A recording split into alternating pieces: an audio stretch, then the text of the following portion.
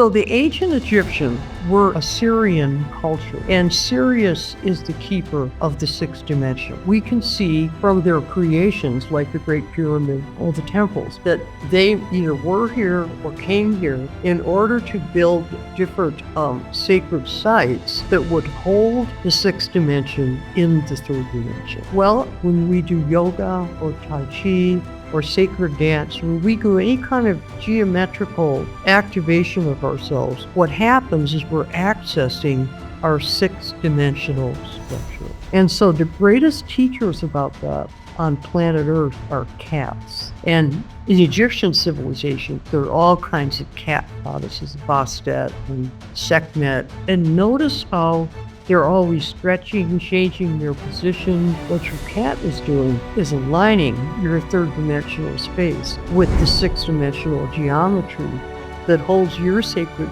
space in place.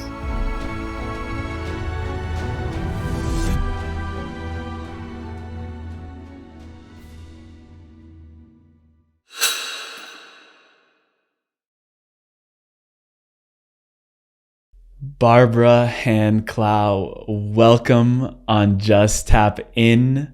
What are you most excited about right now in your life? Well, I'm really excited that a book that came out 20 years ago is now celebrating its 20th anniversary. And the reason I'm so excited is I, of course, have been teaching the book for the last 20 years, and I've been in touch with what it meant for people and how it was affecting people. And I can see clearly that the time for this book has come now. This is a very, very advanced teaching from one point of view. It also can be read as a very simple transmission because it's very well organized. But the science going on in this book can be quite daunting for people. And what's happened is people have caught up during this time period. And especially your generation. A lot of the stuff to you is not news. But for many, many years, a lot of this information was just simply incomprehensible to people. So this is a sign to me as a teacher that we are really advancing exponentially at this point. And that's where I see the next couple of years coming up through 2027 as being just a major critical leap time in consciousness. Yeah, and before going into that fast progression that we're going through, I would like to also start in what you call this loss in multidimensional consciousness that happened after the Great Cataclysm 12,000 years ago. This, you said, threw us into confusion, to fear, to a sort of post-traumatic stress syndrome for humanity.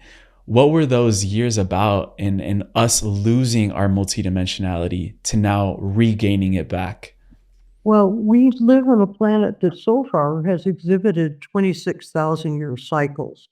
And those are according to the laws of precession of the equinoxes, which involves the view of the stars from the Earth. And we're at a point now where we've come to the opposite point at this moment of a series of cataclysms around 12 to 13,000 years ago. And some people know of that as the fall of Atlantis. Other people are aware that the planet's archaeological sites show evidence for great destructions, periodic destructions on this planet. And so now we've come to the opposite point. And so we need to understand, like, what is this whole cycle about, this 12 or 13,000 year cycle? And basically, the whole cycle is about our recovery from being a multi-traumatized species. Because during the last part of the cycle, 12, 13,000 years ago, the level of destruction on the planet was so extreme that the planet, first of all, almost nobody survived. And then secondly, the people who were left here after it happened were very, very traumatized. We had thousands of years of waking up during a period of survivalism, like 9,000 BC, 8,000, 7,000 BC.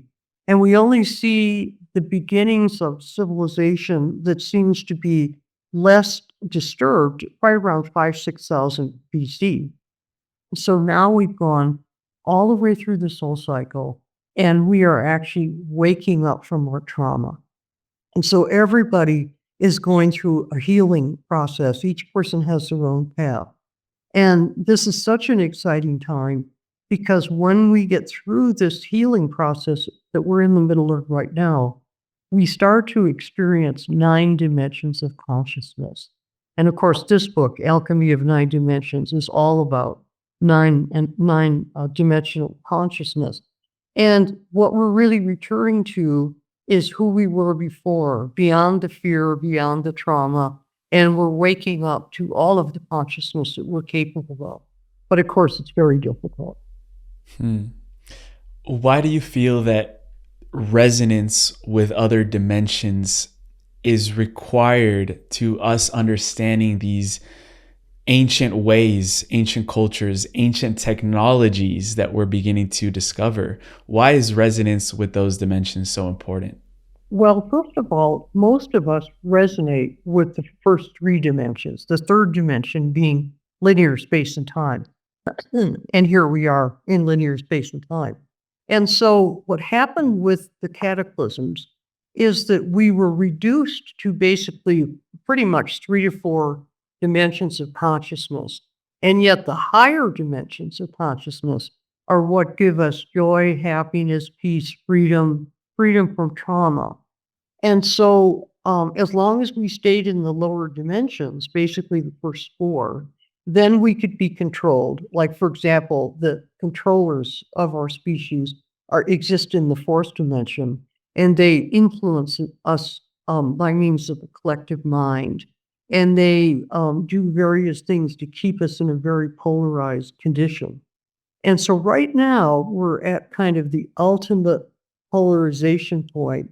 And what's coming in very quickly is unity consciousness, because when the polarity and duality starts to collapse, then we go into the 5th dimension, and then at that point, we have access to the higher dimensions. So we're right at that really incredible nexus point.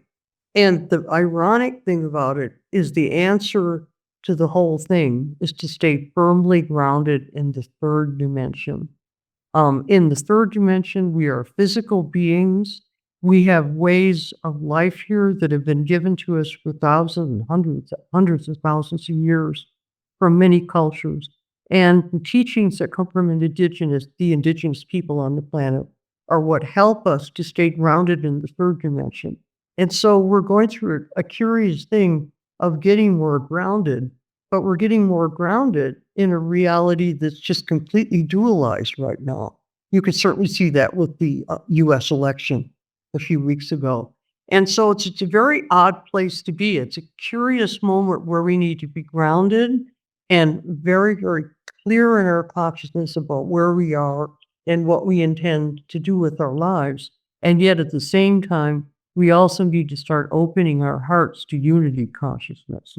It's kind of like we're going in 2 directions at once, which is one of the reasons I think it's kind of confusing. Yeah, and you mentioned how the 3rd dimension is about being in this linear time and space. And then the 4th dimension is this collective mind of thoughts and emotions and collective traumas, beliefs.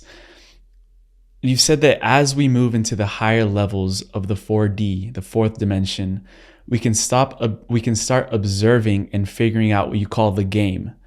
What do you feel is the game that we're starting to figure out as we raise in consciousness through these dimensions? Well, yeah, because we were traumatized, the very first thing that happened during this revival period is different people had more power and more consciousness than other people did. And people who had little consciousness, who were really reduced almost to just an animal nature, they thought these people were gods. And so starting around 7, 8, 9,000 BC, people started worshiping gods. And then very quickly, the global elite formed. Because this was great. You got all these people, you can make work, you can get them to do what you want them to do. You could even maybe force them to have sex if you want to, or whatever somebody's trip is. And so what happened was the global elite became more and more powerful. through about 4 or 5,000 years, something like that. And now we've come to the point where it's time for the global elite to step down. And that's the struggle that we're in the middle of right now. And so the key to that one is the global elite and the Masons and the militaries, secret organizations and all that. They function by secrecy. So they kept people in a kind of dumbed down condition by not letting them find out about the true story of our planet. But what's happening now is the real story of the Earth over hundreds of thousands of years is returning to us. And that's another way that people can really strengthen their consciousness. Study ancient civilizations, study sacred sites, experience them, study the wisdom of the indigenous people, because it's actually all here for us right now if we just pay attention to it or work with it. Hmm. What's really interesting is that you came out after writing all this information from the Pleiadians, and talking about the dimensions. You went on to write a fiction trilogy where you really went out after the Roman Catholic Church. And there's a quote I heard from you that is that any form of sacrifice takes away human will. And they took the energy of Christ and turned it into a global sacrificial ritual controlled by the Vatican, which is a control program. What is really going on there about this, sacrificial intent on humanity, and how we can go on the other side and find that freedom and be free from those control programs? That's right. That's right. And then the background, there's two things going on with the trilogy. It's called the Revelations trilogy. One thing that's going on is a deep exploration of priestly sexual abuse in the Catholic Church. It's actually gone on since the Catholic Church started, probably because of priestly celibacy. But priestly celibacy, by the way, wasn't a rule of the church till about 1000 AD. So we don't know too much about the period before 1000 AD, but certainly since 1000 AD up to our period of time, the church has been very riddled with really hideous levels of abuse and sexual abuse of children in particular. And so I covered that whole history in the trilogy in order to start exposing the truth about what is happening so that we could free ourselves from it. So that's one element. And then, of course, that issue that I covered, of course, covers the issue of sacrifice of even children. It's very speaking of the word sacrifice. But the other thing going on with the trilogy is that as these truths were exposed about the Vatican and about what was going on in the church, we have a whole group of characters in Italy and in the United States, multi-generational characters, parents and their children, which was a lot of fun to explore. And so what we have is these people living their lives and telling their stories, which is what fiction's all about. And so the other purpose of the trilogy was to show a group of people who are waking up to multidimensional consciousness. So as we go through the trilogy and the characters start to see the truth about what's really going on in the world, their consciousness is also opening. And readers are telling me that they're experiencing consciousness awakenings just by reading the trilogy. So that's why I wrote that. In 2010, the second edition of Alchemy in Nine Dimensions came out. The first one was 2004. And once the second edition was done, I chose fiction because I thought that was the way that the greatest number of people could be exposed to this information. So that's why I went in that direction. And it was fun, and it's fun to read. Yeah. Barbara, I had a sort of interesting question for you, and that is, what were the Mayans right about? Well, that's a very good thing to insert here, because the other reason the 20th anniversary edition, the third edition, came out is the one thing that was not finished in the first two editions was the issue of the Mayan Calendar. And so I had been a publisher of Mayan Calendar books and also a researcher. wrote a book called The Mayan Code. And the issue of the Mayan Code and the Mayan calendar is it's very clear that the ancient classical Maya people knew that this period in time, the 21st century, was when the awakening would happen and when humans would move into multidimensional consciousness. And they knew that, and we know they knew that because they had a calendar that gave the dates that are exactly our period in time. Now, the question is, how could so-called primitive people 2,500 years ago have possibly known that this was the time of the awakening? And so I needed to answer that question in Alchemy of Nine Dimensions, because the ninth chapter is the ninth dimension, and the ninth dimension is being kept by Zolkin, which is the Mayan calendar. Now, this is the same thing as saying that time is in the ninth dimension, which of course differs quite a bit from Einstein's hypothesis or theory. So what happens in the book this time is the reason this book is so much more powerful than the other two editions, and I believe it is because the timeline is finally completely comprehended so that we can be totally confident that the craziness that we're experiencing, the absolute insanity that we're observing in the world, actually has a purpose. There's meaning behind this. And that's what the Mayans said. They said this would happen, it would come, and now it has come. And what then is the role of our heart in relation to moving between dimensions? Yeah, you're asking very good questions, because you really don't need to go beyond the heart. And I had to think very, very seriously about, did I even need to write this book? Because if people could just learn how to move into the heart, then that's really where you need to be. But what happens with the upper dimensions, the dimension 5, 6, 7, 8, 9, we're even going beyond 9 now, up to 12. And the experiences that we have at those levels are just absolutely fascinating. And so for Western people are really thinking cognitive types. We're really questing type people. People from the East often just say, why do they waste all their time? Just stay in the heart, you know? And so I finally decided it was worth it to really cover the full spectrum. And going even deeper into that, what about the heart allows us to, in a way, travel beyond the third dimension and reach these higher and even lower dimensions that we can go in, like the Earth's core, or go up to the ninth dimension, for example? The heart opening occurs when we go through all the levels of the fourth dimension. Now, what does that mean? Well, when we work our way through the fourth dimension, we heal and unify the oppositions, all the oppositions of reality, like war and peace or love and hate. There's billions of them.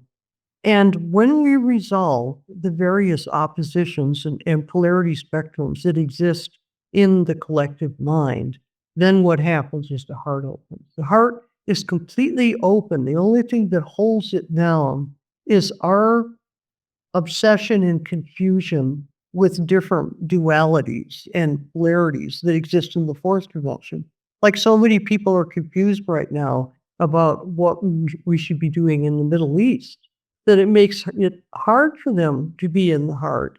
And the global elite doesn't want you to get into the heart, because if you get into the heart, if we all get into the heart, that's going to be the end of war. Because war is just a hideous method for attempting to resolve dualities and polarities. And it doesn't work. It just makes things worse. Yeah. When I reached out to you, I remember that I told you that I had just been coming back from a 25-day initiatic journey through Egypt. And I know you've led many of those yourself. And I'm really curious about ancient Egypt. I feel like it's a culture that's emerging, not even ancient Egypt, ancient Atlantis, even before then. But you said that many of these ancient systems were involved in anchoring the sixth dimension into the third as much as possible, which is the reasons why they built the temples, these labyrinths that we're now finding, or the tunnels that we're finding under the ground. What was the role of these temples in bridging these two, the sixth and the third dimension? And why were they doing that in the first place? Yeah, one of the key mastery teachings that any of us can access, and it happens to be my favorite, is the link between the sixth dimension and the third dimension. So in the third dimension, we're in linear space and time, as we know. And then when we go into the sixth dimension, we're in a dimension which is a geometrical structure, which goes beyond the heart. It takes the energy of the heart opening in the fifth dimension. And what it does is it extends the power of the heart geometrically out into the cosmos and into the whole universe. And so, needless to say, it's a lot of fun. So the ancient Egyptians were a Syrian culture, and Sirius is the keeper of the sixth dimension. So it's simpler just to say that the ancient Egyptian culture, Pharaonic culture, was a six-dimensional civilization.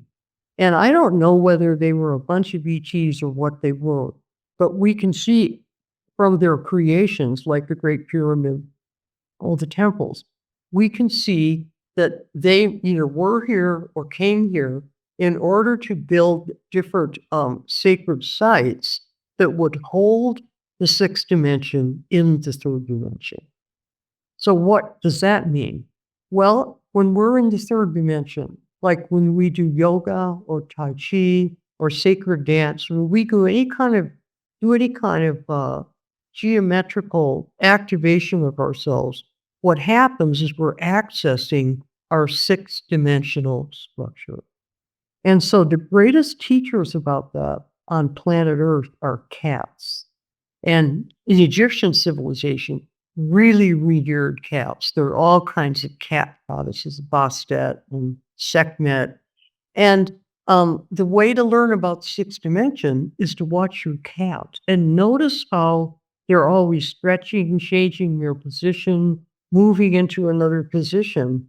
You start watching your cat. What your cat is doing is your cat is aligning your third dimensional space with the sixth dimensional geometry that holds your sacred space in place, you know? So the link between the sixth dimension and the third dimension is just one of my absolute favorites. And so I always meditate with a wonderful icosahedral crystal, because for me, this really, the minute I hold this and look into it or do anything with it, the sixth dimensional teaching that I need to work with at that time just comes right in. Beautiful. And I've even heard you say that when you go inside of these temples, you can read the hieroglyphics without any problem. And you actually related them to being quantum mechanical language. What does that mean? Well, the only reason that I would say that I could read the hieroglyphics is that when I was teaching in Egypt, I always taught with a teacher named Hakim, who's no longer with us. And so he took me into the, I think it was, I'm trying to remember which temple it was, a temple that had really ancient hieroglyphs. I know, it's at Saqqara in Egypt. And he asked me to tell him what the hieroglyphs said. So I started just explaining this is what they say. And it doesn't fit with the way the archaeologists explain them. But I could obviously read the message that was in the hieroglyphics. And so Hakim finally said, you know this language. And it's only because of that six dimensional consciousness is so strong in me. And then, Emilio, the other thing I would like to say about Egypt, and I'm sure that you noticed this, is the ancient field of nine-dimensional consciousness still exists in Egypt. And I loved going there whenever I could go there. Do you notice that feeling, how good that felt? Because those geometrical temples and pyramids that they built in Egypt are still holding the multidimensional form in place. And so what used to happen to me as a teacher when I was there was whenever I would go into the temples and teach students, indigenous Egyptians would come up and reach for me, or they would give me something sacred because they could tell that I could feel that feeling. And people, I've got a bunch of people who still go. I keep checking with them. Nobody's ever told me the energy's gone away. It's there in Egypt, and that's because Egypt is a central geodetic point on this planet. It's really the center of the Earth alignment to the cosmos. As you're answering that, I'm just getting chills throughout my whole body, just thinking about. Yeah, it was so easy to teach there. Oh, compared to any place else I've ever gone, it's wonderful. Yeah.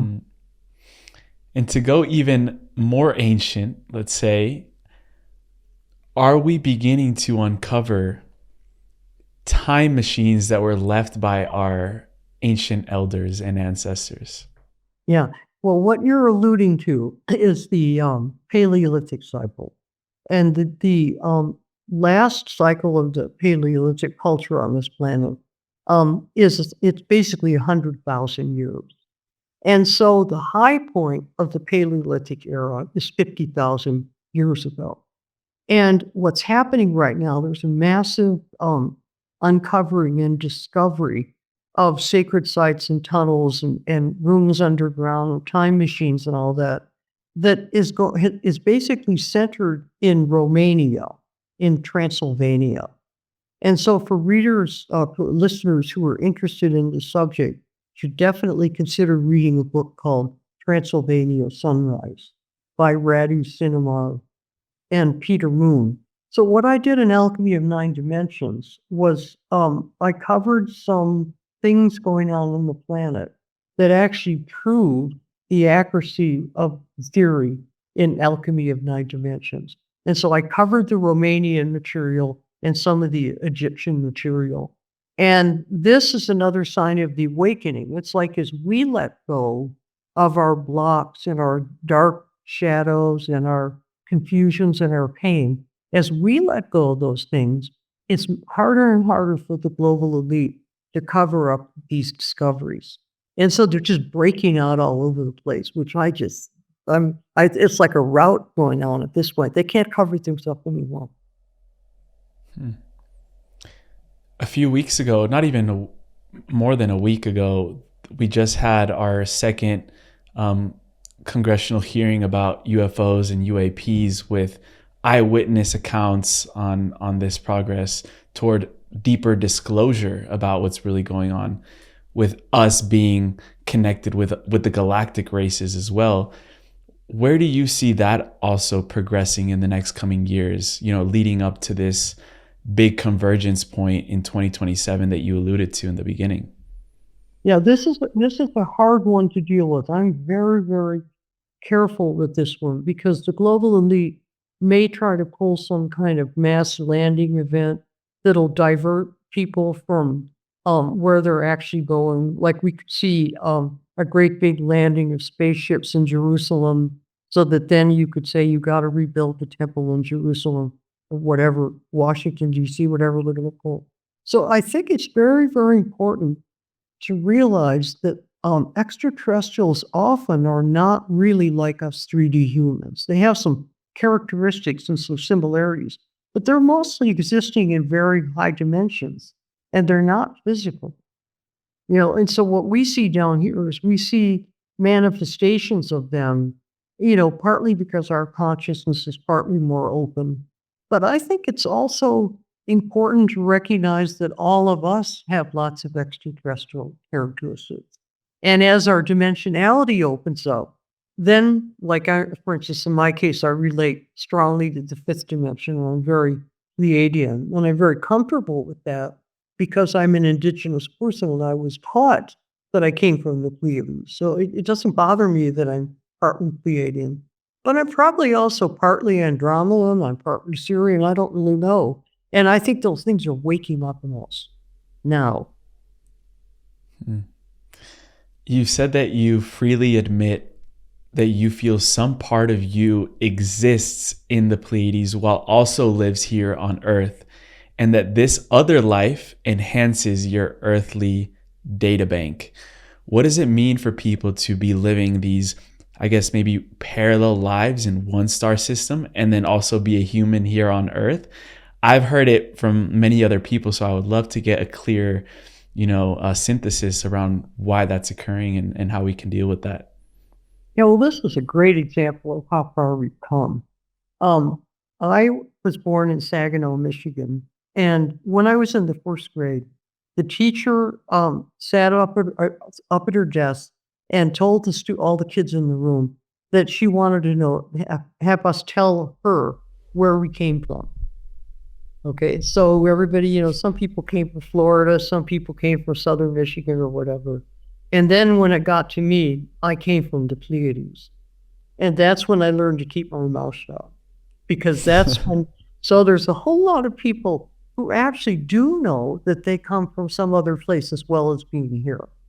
And then what does that mean psychologically? Well, I finally come to the conclusion that my Pleiadian self that seems to exist on Alcyon, which is the center star of the Pleiades, I think it's my higher self. And I think the Pleiadians, first of all, we know they're much more advanced than we are. Excuse me. I've been doing too many promotions and my voice gives out. If we go to Alcyon, the Pleiadians and the teachers from the whole Pleiadian star system definitely either visited Earth psychically or they visited Earth physically, because the Paleolithic period on this planet has symbols and stories and information about Pleiadians just all over the planet.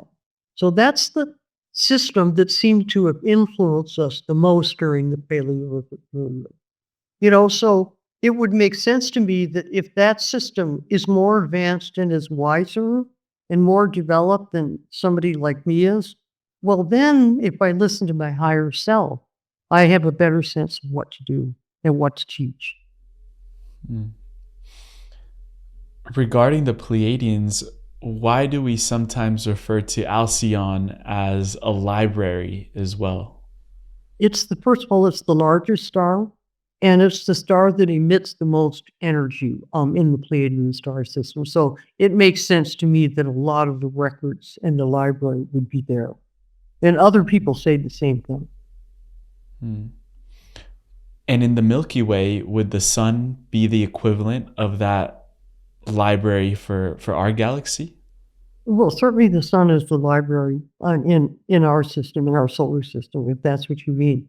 Because there we have all the information, all the planetary information, all the asteroid information. And so as people develop as astrologers and become more conscious of astrology, they start realizing they have all this information deep inside.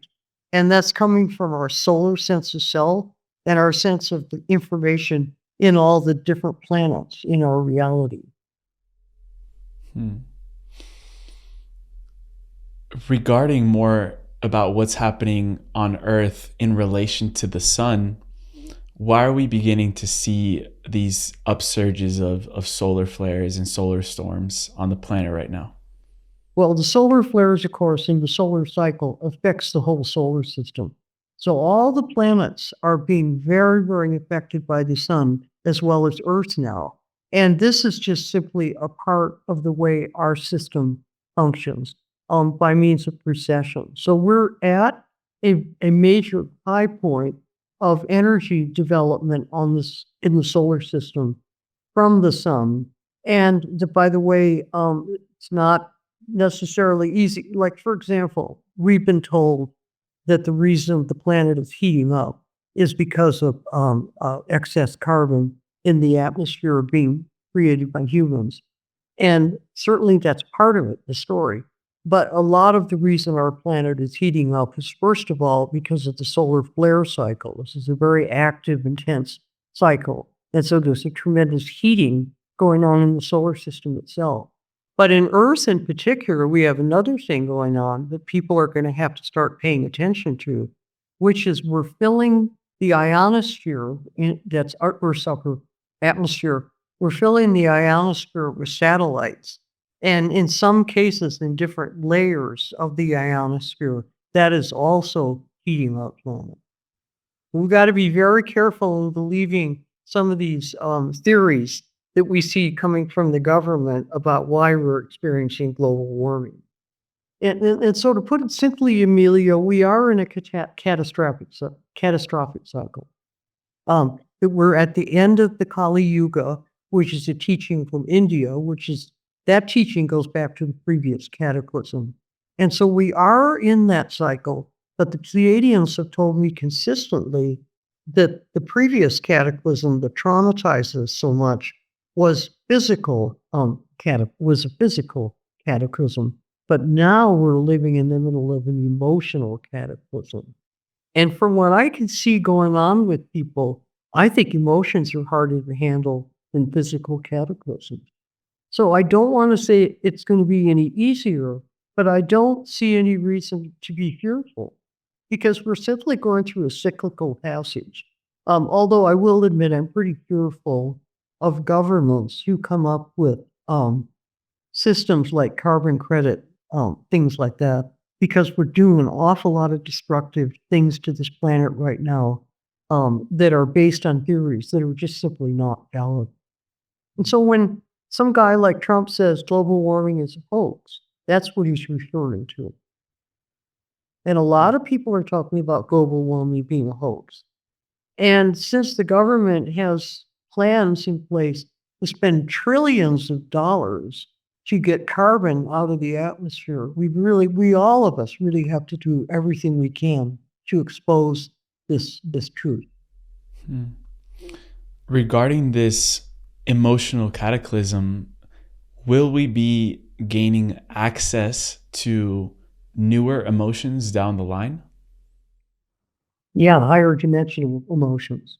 And so fifth dimensional emotions are bliss and joy. Sixth dimensional emotions are a love of order and geometrical beauty.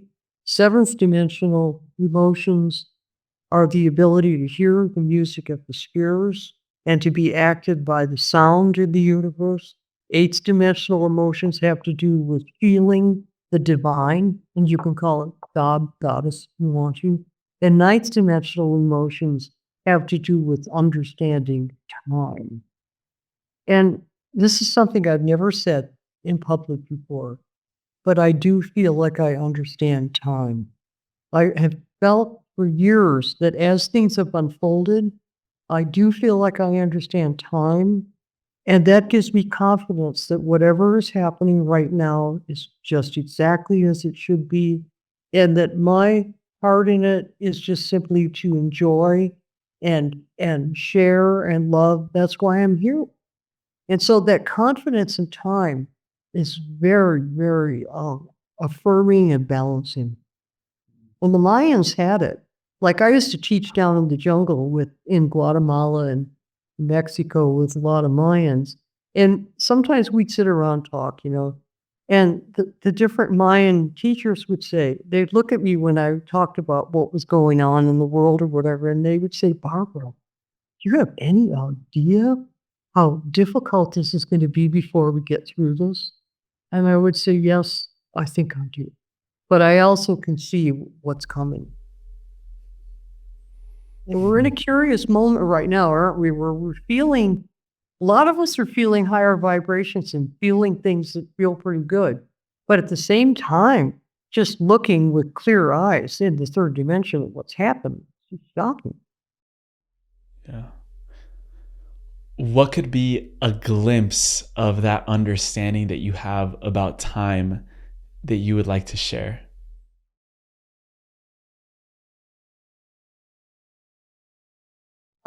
I'd have to say that I don't really care whether I will be alive on this planet or not. Irrelevant to me. But I do know that I will be alive in the cosmos, in the universe. And I feel like I'll know Earth's story. I feel like I came here to understand Earth's story, and I feel like I will know the story. That makes any sense at all. It does. You've also said that your grandfather, which was your teacher, half Cherokee, half Celtic, he was a record teacher himself and passed down those records to you, starting from a very early age. When you're 3 years old, you were already getting these records from him. What is one record of humanity that you feel is essential not to be lost in time and in our history? Very good. I think, and Grandpa taught me that understanding the cataclysmic cycle is critically needed by humans. Now, he was looking at it from the point of view of this cycle that we're in now, that we're ending. And he knew that we could go beyond being a multi-traumatized species if we could remember the past. And so I think maybe something unusual is going to happen with this particular phase of the end of the Kali Yuga, where a lot of things will be destroyed, as always, human beliefs or whatever, not just physical things. But there seems to be some kind of new quality coming in where even though things change and are destroyed and go away, that the ability to hold the memory is going to be more profound. Like in Grandpa's time, he was a lawyer in Bay City, Michigan, turn of the last century. And he couldn't see anywhere near as far as I could see at this point. But what he did know was that people needed to wake up and understand what already happened. So I think we're at a very curious place where we may actually, none of us really dip into the future. We may think we prophesy or we may think we can see the future, but all we can really see is things based on what has already happened and what might happen next. And I think we're at a curious juncture where what happens next is going to be so different. And I think that's going to be because it's going to be so much higher dimensional. You know. Mhm. I'm also a good friend and student of Dr. Joe Dispenza's work, especially his teachings around the quantum field. And you've mentioned how we're really starting to live in a quantum field that functions by synchronicity, probabilities, and an entirely different law or laws than the third dimension. But you've also said it's more important than ever to be grounded now in the 3D. So how do we keep one foot in the quantum and one foot in the 3D, as Dr. Joe would like to say? Would be a great way of putting questions through because I'll put it to you this way. If I'm really thoroughly grounded in 3D and really doing my homework and really understanding modern science as much as I can, that has given me the opportunity to read physicists. Now, I'm not a physicist and I can't do all the math and the calculations, but fortunately, we have a bunch of wonderful physicists like Brian Greene, or I'd have to get into my library. We have wonderful physicists at this point. And when I read physicists, what they do is they philosophize about how the quantum can be affecting the universe itself. And this takes us right into the issue of how can galaxies form? How can matter form? How can new universes form? And what happens for me at that point is I just trance out. Boy, my favorite thing is getting a hold of a really great physicist. And one of the greatest ones of all time, his name is Julian Barber. And I covered Julian Barber's physics pretty extensively in chapter 6. But Julian Barber has now written another book just before he died. I don't have the title of it with me right now. And I got a hold of that a couple of months ago, and I was right out in the center of the cosmos, you know. So I don't know if I answered your question or not. But, you know, or put it another way, we have access to such profound knowledge and consciousness in our world through the media that you and I are using today, or the books that we can read, or the people that we can encounter. This is a totally awesome time to be alive. It is. And you talked a little bit about memory before, and we've talked also about dimensions. I've heard you express how music, only music, can illuminate or express the higher dimensions in a way that we can understand. So, what is it about music that can also help us traverse these different layers of reality if we want to explore them? Mhm. Great music is the seventh dimension, is dimension of sound. And so the seventh dimension is receiving divine consciousness from the eighth dimension, and then it's transmuting it down into the sixth dimension, which is the geometrical um, uh, universe. And so music, as it's scored by composers and everything, are musicians and composers are taking seventh dimensional sound, which is just filled with divine consciousness, and they're putting it into musical form, which is a composition. And so, one of the best things about Alchemy of Nine Dimensions is that Jerry and we're not mentioning Jerry Clow here, and then Jerry's my co author and my husband. But Jerry and I commissioned Michael Stearns, who's the composer for a lot of the really big space movies like Battlestar Galactica. And we commissioned Michael Stearns in 2004 to compose music that expresses the nine dimensions. And we did that for the very reasons that you're talking about, which is if you really believe that only music ultimately can communicate this, then we had to make that music happen. And it just cost us a fortune because he's a big music composer. But fortunately, Michael loved Alchemy of Nine Dimensions and the Pleiadian Agenda also. And so we got it composed. And then after 20 years, we've been selling CDs and we paid for it. And so now it's free in this edition of Alchemy of Nine Dimensions. And you can go to page 238 and you can follow Inner Traditions, that's the publisher, instructions. Have you downloaded it and listened to it? Not yet. Not yet. I want to try it out. Don't do it while you're driving your car. But between Michael's consciousness and our consciousness, we did it. We made that happen. And it's so powerful that did happen because now you'll see in the introduction to Alchemy of Nine Dimensions, you'll see some information about the Blue Brain Project. You'll notice that in the introduction. A bunch of mathematicians working in Switzerland built a gigantic computer, and they managed to create topological, that's just a mathematical term, images of the way our brains function. And what they discovered by 2015 was that our brains are emitting images that show 9 to 11 dimensions. In other words, now we know our brain works that way. And so that's why when you put a composition on by Beethoven or by Michael Stearns, if you put somebody on one of those machines where they can see their brain waves, that's why their brains just light up all over the place, because that's what activates us. And so we've had, as far as I'm concerned, no aspersion to your generation or my generation even. We've had a lot of really bad music for a long time. And now we need to see multidimensional music because that's what awakens people.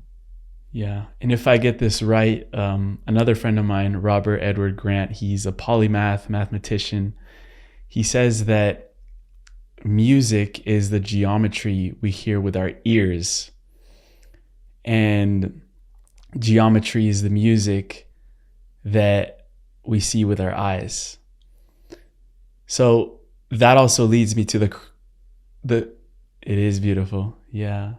It leads me then as well, because you've been one of the earliest researchers of crop circles, these like complex mathematical geometric patterns that appear out of nowhere. And I was just doing some research this morning, and the article says we have no idea where it came from. They just appeared out of nowhere, and they're these like massive shapes on, in the crops all over the world. So what have you found out about that is also activating our consciousness? Well, people are going to have to read alchemy chapters 10 and 11 on crop circles because the phenomenon is so complex that you and I just can't really chat about it at all. And so in chapters 10 and 11, I discussed my own crop circle research in England back 25 years ago. And I believe that alchemy of 9 dimensions explains where crop circles come from, not only by words and explanations, but also by illustrations. So people are just going to have to. And then the funny thing about crop circles is that people just don't get it till they're ready to get it because it's so outrageous that there could be beings who communicate through the dimensions to us, but they do it every year on the fields in England. And by the way, the number of crop circles has been going down fairly drastically. So they may be finished. They may be finished possibly. And then the last part of that is that last time I was in Egypt, I took a walk with my teacher, Hakim, out around the fields, right on the edge of Saqqara, on the edge of the desert. And I kept seeing visions of hieroglyphs being imprinted on the surface of the sand. So I finally said to Hakim, I said, Hakim, did there used to be fields here? And did things come from the sky? Did the hieroglyphs come here? And he said, yep, that's what happened. So we've been living in a period of activation of divine symbols, which are mostly sacred geometrical symbols. And it's time for people to catch up because it's miraculous. It is. It is. And now that we're finalizing this year, 2024, going into 25, something is happening around Neptune and Saturn being in Pisces that you've mentioned. What effects do you think those astronomical shifts will have on humanity and the Earth itself? I don't know whether normally these particular transits would do what they're going to do, but it's like we're in a moment in time where everything is just going to start getting ignited because now the field is ready. The field of consciousness is ready for this awakening. And so I believe that the real triggers of the planetary triggers are going on right now. And sometime today or tomorrow, I didn't have time to cast it. Pluto goes into Aquarius until 2044. And we're in the early stages of the Aquarian Age. And Pluto is the activator of the deepest levels of consciousness. So I think that what's going to happen in the next few days is the awareness that the age of Aquarius is really here. Then in March 2025, 4 or 5 months from now, Saturn and Neptune both go out of Pisces and they go into Aries. Now, Neptune rules Pisces. So we've been in this very deep Piscean immersion since about 2012 when Neptune went into Pisces. And so that deep immersion just goes off like a rocket at the end of March in 2025. Then Saturn, this is where the transit's unusual. It's probably kind of transit you see every 10,000 years, where Saturn is going in almost simultaneously, and Saturn will structure and form and getting the job done and get off your butt. And I think between those two planets going into Aries, because Aries is the activator, Aries is the first sign, and Aries is the go for it button in the zodiac. And so we're in this amazing right now, as of today or tomorrow, with Pluto going into Aquarius and then Saturn and Neptune going into Aries. I've never seen anything like this right now. All astrologers are talking about this one. Yeah, I've seen it. And one question I wanted to ask you is, why do you feel the Aquarian Age so deeply? Oh, I'm an Aquarius, first of all, but I do think it's actually just because of my training and background. Because see, I was trained as a young child, in indigenous, esoteric teachings, then I went all over the world and studied with other teachers and taught all over the world, which is what an Aquarian would tend to do. That's what I've been doing. And Barbara, I feel like we literally just scratched the surface of how deep we can actually go together, opening these questions and just going deep with so much. You are a wealth of knowledge. We end every episode with a segment called the Final Trio, which are just little questions that we ask at the end of every show. But before that, where would you send people to connect with your amazing work, your research, your channeling, the new book, Alchemy of the Nine Dimensions, which we'll include in the links below? But where would you send people in general to connect with you? Well, obviously, I've written 15 or 16 books, so certainly I advise my own work. And I do really recommend for people who, if people just go, this sounds like a big headache, go read the fiction, because fiction is fun. And that's why I decided to write fiction, because I get a headache from what I do occasionally. But I also have a website, handclow2012.com. And the website offers all kinds of information.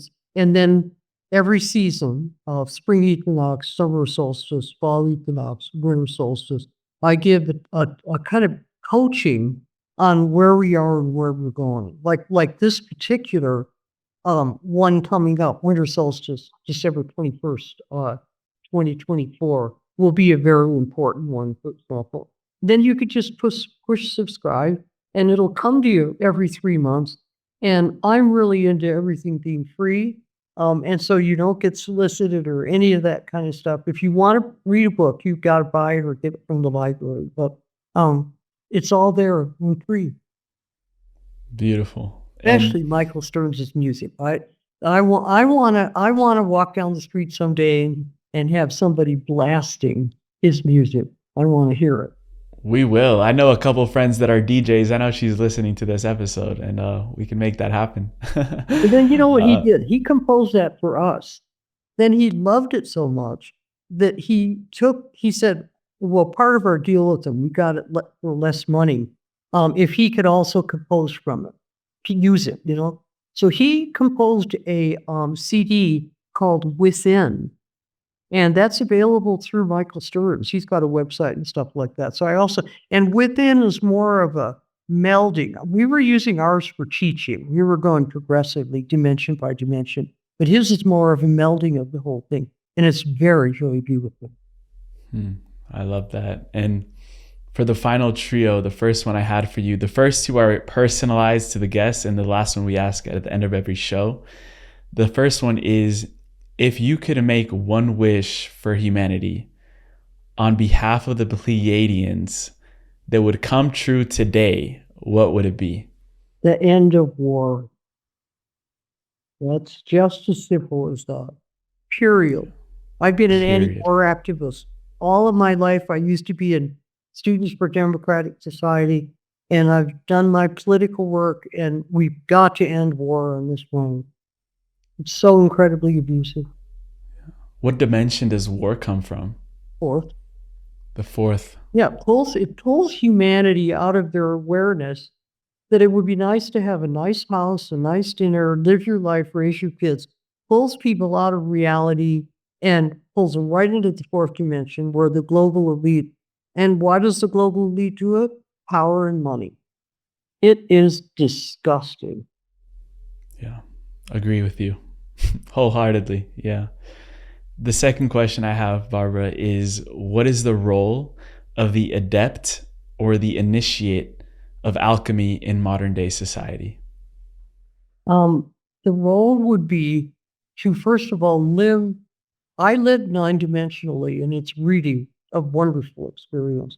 So first of all, to live it as a person, and then if you can, share it and teach it. So I've also offered all of the tools and information for how people could teach it. Anybody can teach these dimensions. They're called activations.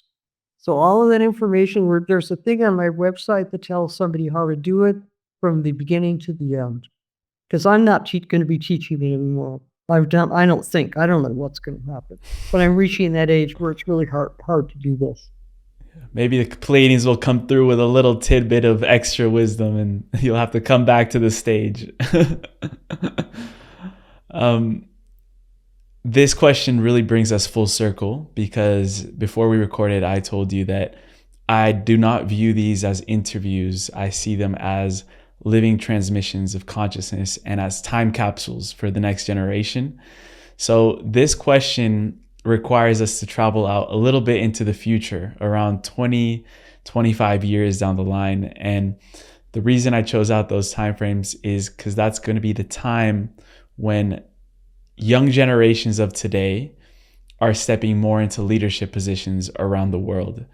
And just like any great leader, they're going to need great mentors, great resources, great tools to help navigate them on this new cycle. And you are given the opportunity to leave behind a time capsule for these leaders. So hypothetically, in 20 years, they are going to come across your time capsule.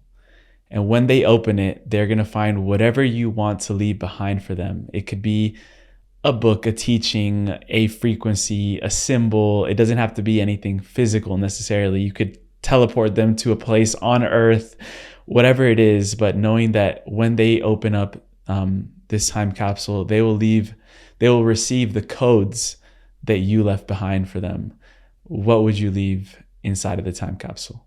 I would leave the wisdom that if transhumanism and artificial intelligence still exists at that time, they must dismantle it, just as my generation has had to dismantle the fourth dimension by the lousy politics and power on this planet. Period.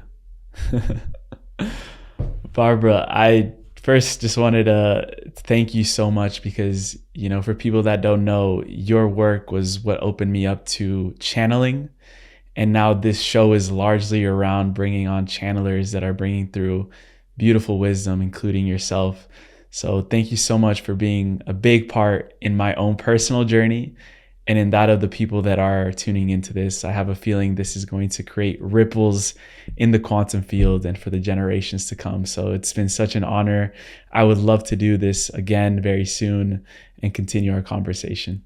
And I have to respond to that by recommending a really great book on channeling that has just been published.